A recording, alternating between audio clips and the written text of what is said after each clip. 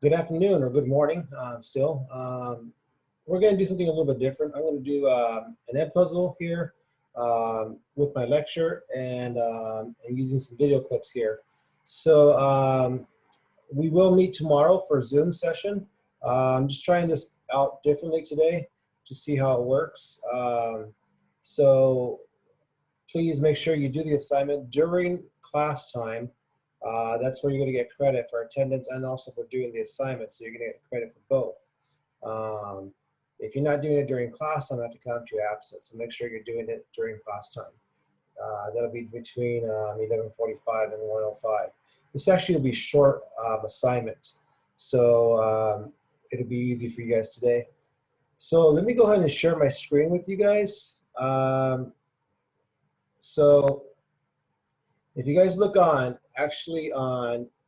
Edgenuity, let me hide this real quick for you. You see, so let's take a look at Edgenuity, which is right here. We're going to take a look at only one thing, labor, today. We're going to look at labor and what labor really means and what it involves. So let's go ahead and take a look real quick at labor using the movie Spider-Man. So let's take a look at that real quick. Hey Internet, this is Jacob Clifford and welcome to Econ Movies. Today we're going to talk about the economics in Spider-Man: Homecoming. If you haven't seen this movie yet, you're actually missing out. It's super entertaining and it's a charming blend of action movie and teen comedy. When's our next step? When's our next retreat, you know? Like, what, next mission? yeah, the missions. We'll call you. That's not a hug, I'm just grabbing the door for you. We're not there yet. By the way, spoilers. The film itself is actually similar to the field of microeconomics. The movie is a small-scale character study of a single person, and microeconomics is a small-scale character study of individual entities in the economy, like markets and businesses. Think about it. He's your friendly neighborhood Spider-Man. While other superheroes are saving the planet or the universe, Spider-Man deals with small-scale, street-level issues, and that's microeconomics. That is literally the coolest sentence anyone has ever said. Even the bad guy's origin story is just microeconomics. He's not a gigantic alien or a robotic supervillain. He's just a blue-collar contractor that loses his business because of bureaucratic red tape. I have a city contract to salvage all this, okay, with the city. I apologize, Mr. Toombs, but all salvage operations are now under our jurisdiction. So what does he do? He jumps into a different, more profitable market manufacturing weapons, and that's just microeconomics. Business is good. Now let's go back to Peter Parker. Now the entire plot of the movie revolves around his desire to get out of high school and officially work for Tony Stark as an Avenger. What he wants is what a lot of young adults want, to skip the whole education and school and training part and go straight to working his dream job. I'm just, feel like I could be doing more. You know, I'm just curious when the next real mission's gonna be.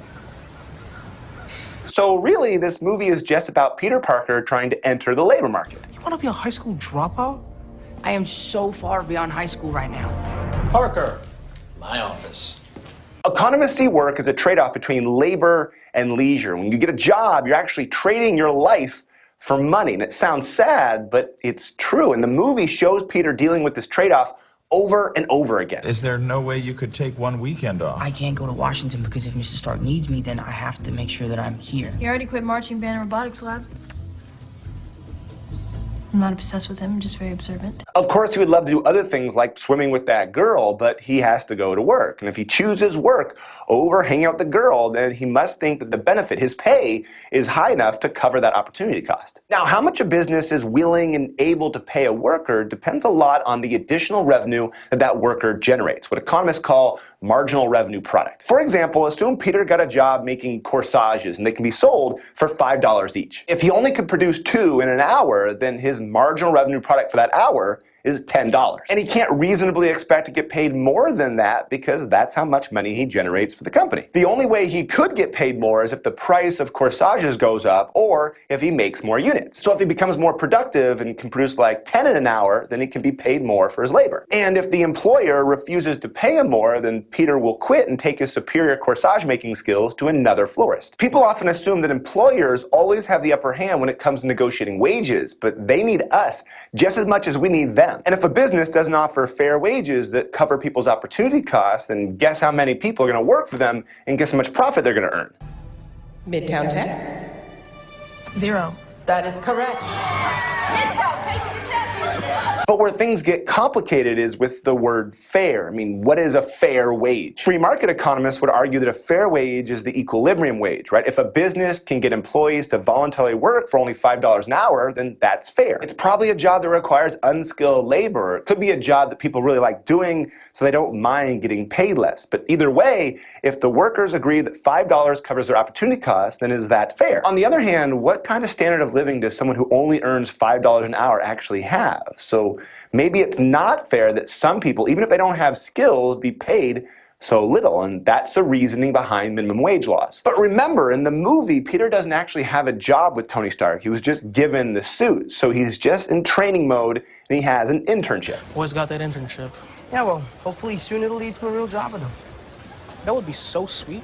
Right? He'd be all, good job on those spreadsheets, Peter. Here's a gold coin.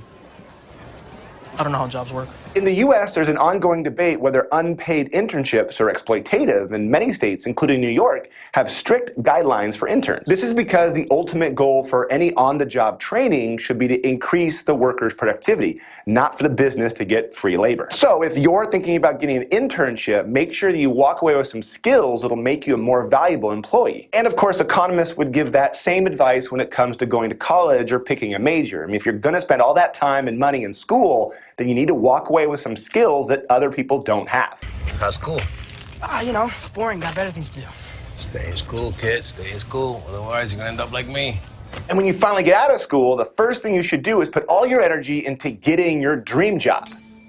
That is false. What did I tell you about using the bell for comedic purposes? Advice that you might have heard about getting your dream job, like make sure you have a career and something that you would do for free, seems inspiring, but economists are the first to point out that there's going to be a trade-off. Yes, having a super rewarding job would likely make you happy, but chances are other people would also want that job, which would mean you probably won't get paid very much, which will make you unhappy. Now, I'm not saying that you should give up on your dream job. Some dream jobs do exist, but you usually don't start your career with them. Don't get discouraged when you have to start small. Man, I don't need training wheels.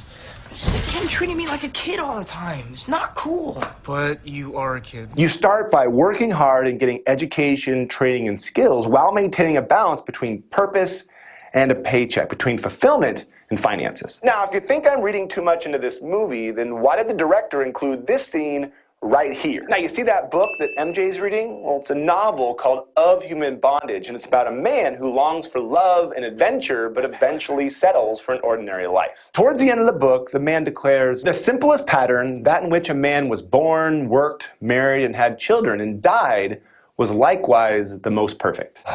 So that's it? We just all work and then we die? No, the book and the movie are about finding contentment, about finding happiness and joy in the simple things, right? Peter has a chance to get his dream job, but Aunt May, his friends, and his teenage years are just too valuable to give up. The opportunity cost is just way too high. Thank you, Mr. Stark. But I'm good. You're good? Good. How are you good? So in those years that they're talking about of building your skills, we're referring to something called human capital. Human capital is the idea that you are building your skills to make yourself more valuable to someone else. Example, Peter Parker here is trying to make himself more valuable to Tony Stark because he wants him to take him seriously and therefore give him more opportunities. But you start realizing that when you're younger, you essentially build that human capital as you start to learn more things along the way. But I mean, I'd rather just stay on the ground for a little while. Friendly neighborhood Spider-Man. So the moral of the story is not to give up on your dreams. It's to realize that maybe you don't need a dream job to feel happy and fulfilled. Thanks for watching. Until next time. Hey! So here in this video, we really talked about building skills and how that's important for the labor market. Now, let's take a look at what it means to actually work in the labor market and how you should be treated. So let's look.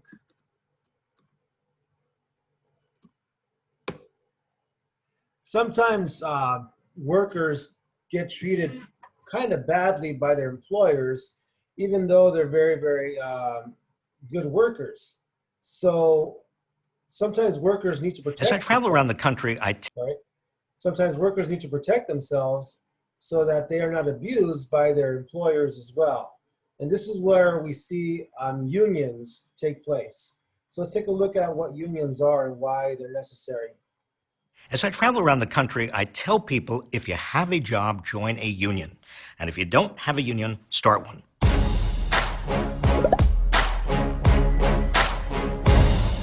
You see, it all comes down to the balance of power between business and workers.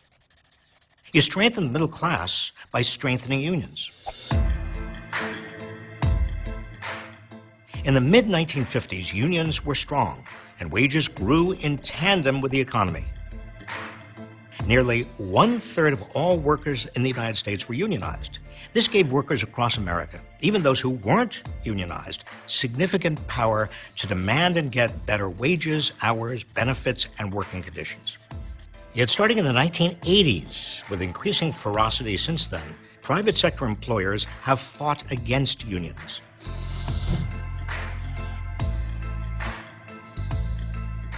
Corporate raiders demanded that companies boost share prices by busting unions and moving to non-union states. Ronald Reagan's administration fired the nation's unionized air traffic controllers and launched an all-out assault on workers' rights, concentrating even more power in the hands of corporate executives. In short, anti-worker corporations and politicians joined together to stop workers from joining together. We now know that as union membership declined, middle-class incomes shrank. The two trends are the exact mirror images of each other. The wealthy and big corporations continued to take a larger share of the nation's wealth, while workers were left behind. Unions balance the power of workers with corporations by allowing workers to join forces to get a fair share.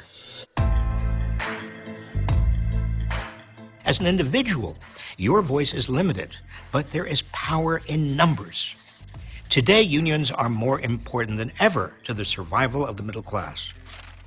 Corporations have tremendous power over our lives, dictating everything from bathroom breaks to health care for millions of Americans. In the halls of Washington and state legislatures, their political power has allowed them to block increases in the minimum wage, roll back workplace protections, and deny workers their benefits.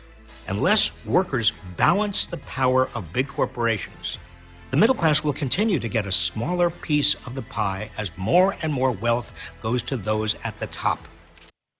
We have seen a decline in middle class over the years, over the decades, and wages really haven't been going up for a lot of people. So unions used to make sure that happened. But they've been in decline in recent years. So let's take a look more about what he says here. Unions are also essential to the workplace of the future.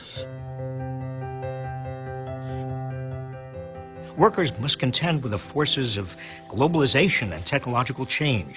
With the stroke of a keyboard, executives can now send jobs overseas. Automated technologies threaten to replace workers in every sector of the economy, making jobs less and less secure. Without unions, workers will be completely at the mercy of these trends. This isn't just a theoretical argument. The tangible, real-world examples of how unions make workers' lives better are everywhere you look. Hospitality workers were able to secure raises and job protections from Marriott, the world's largest hotel chain, because of the power of their union. Disney employees secured a $15 an hour base pay after years of opposition from management. JetBlue's flight crews have unionized to negotiate better wages and more flexible schedules. We must continue to expand unions to restore balance to our economy. In 2017, more than 250,000 additional American workers joined unions. And research shows almost 60 million more workers would like to join if they had the opportunity. Public approval of labor unions is at 62%, a 15-year high. That's why powerful corporations and their enablers in government are trying to squash workers by pushing so-called right-to-work laws and undermining healthcare, workplace safety, and retirement protections. We have the power to overcome these attacks. If you want a better life for you and your children, join a union. And if you want a better America, support unions.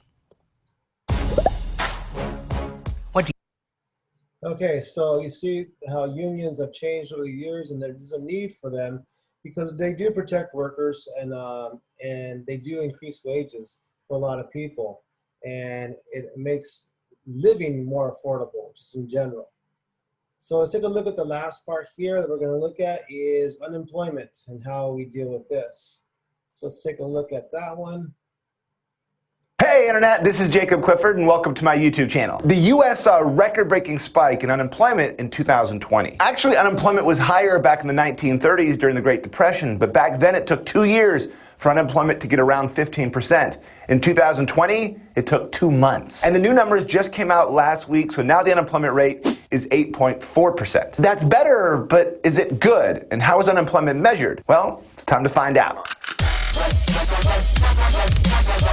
In the US, crunching the unemployment rate numbers is the job of the Bureau of Labor Statistics, the BLS. The first Friday of every month, they post the numbers and issue a report. Now, you can call me an econ geek, but that report is super interesting and includes a lot of the stuff you need to know to pass an econ class. So like I said, the unemployment rate in August of 2020 fell to 8.4%. In other words, things are getting better, but they're not good. The equation for the unemployment rate is the number of people who are unemployed divided by the number of people in the labor force times 100. In your class, you got to feel comfortable calculating the unemployment rate, but there's a bunch of other things that you got to know. The first thing is that not everyone without a job counts as unemployed. The unemployment numbers only look at people who are actively looking for work. So if you stop looking for a job, or if you don't even want a job, you're not considered unemployed because you're not part of the labor force. The labor force is the number of people that are actively looking for a job or have a job. So the unemployed and the employed that are at least 16 years old, not institutionalized, in other words, not in jail or in a mental hospital, and not in the military. And the labor force participation rate is the number of people in the labor force divided by the working age population times 100. Now, I know I covered that really quick, so here's a recap and a visual. The total population includes everyone, including little kids and super old people that just can't work. When you take them out, you get the working age population, but that includes people who don't want a job, like full-time students or stay-at-home moms. And when you take them out, you end up with the labor force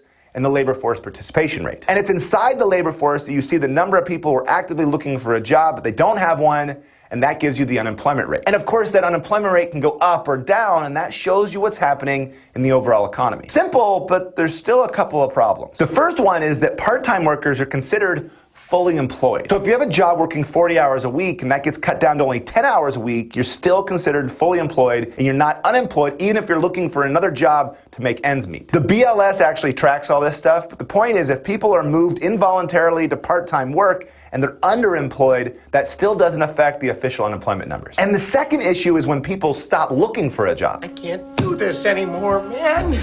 My head's about to explode. These individuals are called discouraged workers and they're no longer considered unemployed because they left the labor force. So if a chunk of people leave the labor force because they're so frustrated, they're so angry, they can't get a job, that'll actually cause the unemployment rate to fall. And that would actually make the economy look like it's doing better, even though it's totally not. Again, the BLS tracks all this, but it's something to keep in mind. The official unemployment rate is good, it's important, but you have to actually look at the numbers to figure out what's happening in the real economy. Got it?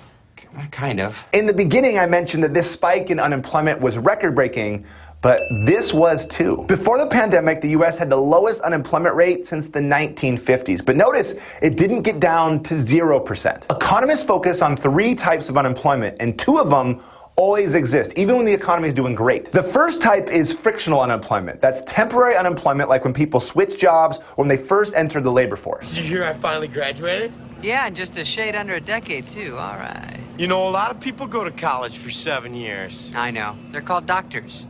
This type's always going to exist because people are going to be leaving their jobs and switching their jobs. But remember, This is temporary. The second type is structural unemployment, and that's long-term unemployment because workers don't have the right skills. Technological improvements make some jobs obsolete, and that causes structural unemployment. Sometimes a robot just does it better. Again, these two types of unemployment always exist, and together they make up the natural rate of unemployment. This is the amount of unemployment that exists even when the economy is doing great. So when we have frictional and structural unemployment, we're at full employment. Now that's actually a little different for every country, but in the US, the natural rate of unemployment is somewhere between 4 and 6%. So what's happening here when we're above 6%?